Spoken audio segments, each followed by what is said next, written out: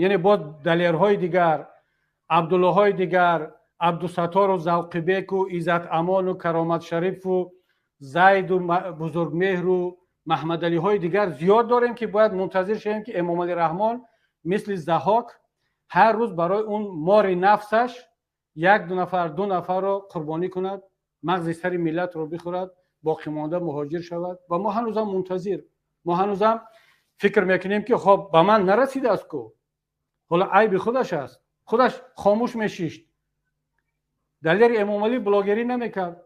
مثلا مثل والا چند نفر دیگر در فیسبوک اگر امام علی رحمان رو تعریف میکرد چی بلا داشت؟ هیچی مصیبت نداشت، امروز در زندان نبود. پس عیب دلیل امام علی بود است که زندانی شد. پس عیب بدخشانی ها هست که کشته شدند. عیب نهضت اسلامی تاجیکستان است که زندانی و مهاجر شد. نه دوستی عزیز، امروز به سر